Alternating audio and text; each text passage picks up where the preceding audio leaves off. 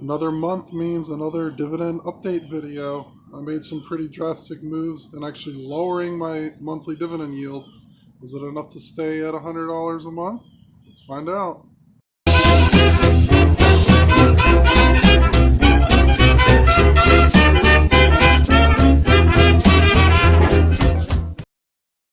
Alright, I'll bear you the expense of waiting 5 minutes to figure out the answer. I did make over $100 in dividends a month. The total amount of passive income I received this month was $212.68. This is SPHD, a monthly paying dividend ETF, and that was 22.48. It went down 4 cents. I'm expecting this to go down a little bit more with dividend cuts coming very shortly.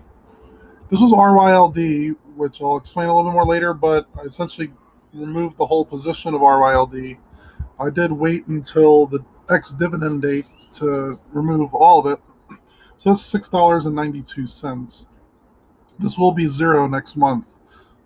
So I'll go over in my different options I did. This was KBW. No, this one was Mainstream Capital, monthly paying.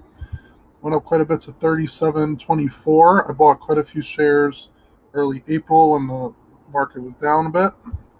So this should stay pretty close to the same, at least in the next 2 months, because Maine said that they're going to pay the same dividend on the next 2 months. This is KBWY. Bought quite a few shares as well. Those at $31.05.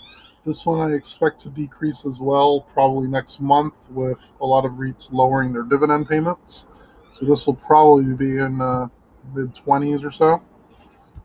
And this is Realty Income at $6.63.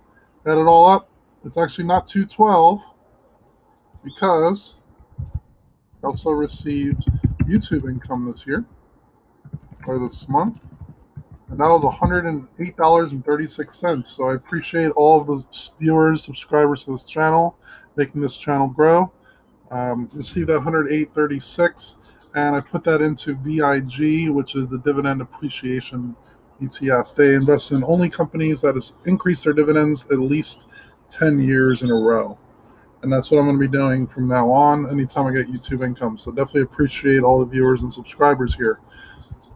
That's why I'm giving out a free ebook on YouTube. If you go to the previous video, I'll be in the description below. You could receive a free ebook. Only catch is you need to sign up your email address. I'm not going to sell you anything. This is just a way to gain more subscribers, so you get more people in the channel. I did start a little bit of ads on Facebook to show these free ebooks. Just doing $1 a day for now. So I'm essentially reinvesting some of my YouTube income back into it. I'm going to see how that goes in terms of the sub count and viewership. But just wanted to give that out to the community. Again, free ebook on teaching your children how to invest with money, save with money, and also spend with money, and a detailed plan on how to go about that. So if you take the 108.36 and you subtract from the 212, it's $104.32. That was our monthly dividend payments. Next month will be quite a bit higher, because June is typically the highest month of the year, because my international ETFs pay quite a bit higher in the second quarter, and I have quite a bit of international funds there. So next month might be $500 or $600, possibly, with all the additional funds I added the rest of the year. July, however, will likely be a little bit less than the $100 a month. I took most of my RYLD and I put it into Realty Income. Currently own 105 shares of Realty Income. It pays 23.3 cents. No negatives. All right. 105 shares times the number of shares, 23.3 cents. It's going to be $24.46 here. KBWY, I did add a few shares from RYLD, but I'm expecting a dividend cut there, so this will be a little bit less. I'm just going to do rough ballpark estimates on dividends, because I think quite a few will be lower in the next 2 months. SPHC might be $20. Main will still be 37 about. KBWI, I'm going to go around $27. And realty is about $25. It's going to be pretty close to $100 a month. So we'll see how it goes. Again, I'm not sure exactly what the dividend payments will be for these monthly paying ETFs because quite a few companies to lower their dividend. My goal was to keep it at least $100 a month in monthly dividend income. And then my quarterlies will help as well since I have about 50%, about 50, 60% or so of my Roth IRA in quarterly paying dividends. Here's a few changes I made in my portfolio. The goal is to make the following percentages in both me and my wife's Roth IRA. We're going to have 25% in small cap value funds. We're going to split 12.5% into international small value and international large blend. So it'll end up being 25% total international funds, which I think is a pretty reasonable percent to have in US versus international.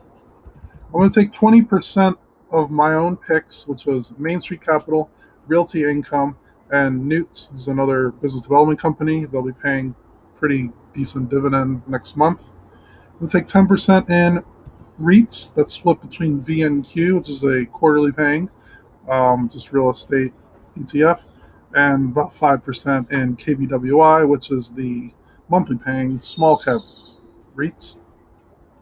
10% in SPHD. It's a monthly paying high dividend, low volatility ETF. And my new position is VYM. This is the Vanguard High Yield Dividend Fund. A few reasons why I did this. One, RYLD has very inconsistent monthly paying dividends. It goes all over the place. VYM hopefully will be a little bit more steady.